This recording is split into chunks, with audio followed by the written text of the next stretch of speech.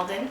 A while back, we heard that the U.S. had declared war on Great Britain and the British colony of British North America. The Americans were really angry at Fort Malden because they believed the Indians got their guns from here and used them to attack the people who are coming to settle in Ohio and Kentucky and taking their land. Hey, we saw an American boat coming up to Detroit or Cayuga, and our guys captured it, and we found some supplies, 6 soldiers, and most personal stuff. Are you serious? We captured their boat? Yeah. Hull had been appointed by the U.S. President Madison as commander of Detroit and the Territory of Michigan. He had moved up to Fort Detroit from Ohio and sent all of his records to Fort Detroit on the Cayuga, which our soldiers captured. Twice, Hull sent his soldiers to try to keep the road south open, but the Indians and Redcoats kept attacking them, cutting off Detroit. Hull was so scared and frustrated. His daughter and her children were with him in Detroit, and he feared for their safety. When General Brock arrived, he read Hull's papers and found out that he was really afraid of the Indians. Then, General Brock met Tecumseh, the famous Indian chief that has been fighting with the American settlers.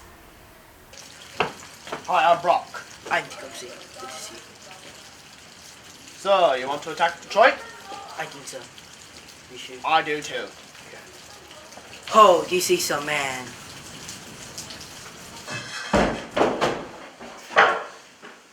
Brock had our cannons fire at Detroit. It hit the fort, did some damage, and I also heard they killed men. Really? That's great. Tecumseh took his warriors over, our guys landed on the other side, and Brock rode up to the fort. I marched my braves many times past Fort Detroit, so it looks like many. Brock demanded they surrender.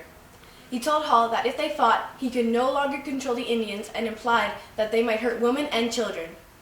He refused. He wanted time to get part of his army back to the fort. Brock refused and again demanded surrender. They say that Hull was so scared he had his guys fly the white flag. All they had to use was a bedsheet. Hull surrendered, we won! Yeah! And that is how Brock captured Fort Detroit and the Michigan Territory. With that came much needed supplies, food, and equipment.